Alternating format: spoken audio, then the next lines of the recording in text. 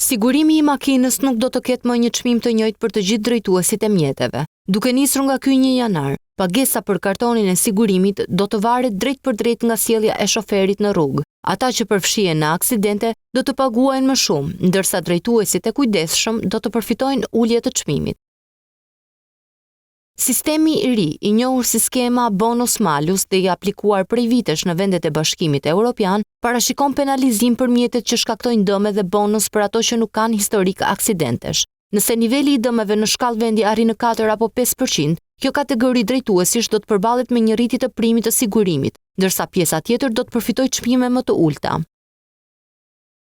Një risi e rëndësishme e këtij sistemi është fakti se penalizimi i atribuohet mjetit dhe në këtë rast kur në momentin e aksidentit drejtuesi nuk ka qenë pronar i makinës. Përveç historikut të aksidenteve, në përllogaritjen e çmimit të siguracionit do të merren parasysh edhe disa faktorë të tjerë risku, si fuqia motorike e automjetit, mosha dhe eksperjenca e shoferit, qëllimi i përdorimit të mjetit, qarku i regjistrimit si edhe vjetërsia e makinës.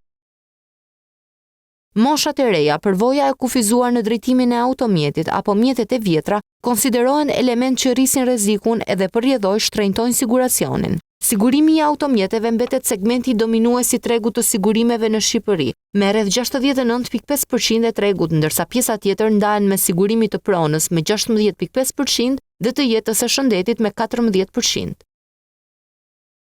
Ndërkohë nga ana tjetër të dhënat e Instat tregojnë se nga janari deri në nëntor të vitit 2025 janë shënuar 1245 aksidente dhe 182 viktima, shumica prej tyre meshkuj. Edhe pse numri i aksidenteve shënohet më i ulët se viti i kaluar, numri i viktimave është 33 më i lartë se po e njëjta periudhë e vitit të kaluar. Ky tregues bën që me sistemin e ri të siguracionit çdo shofer do ta ndjejë në portofol sjelljen e tij në rrugë.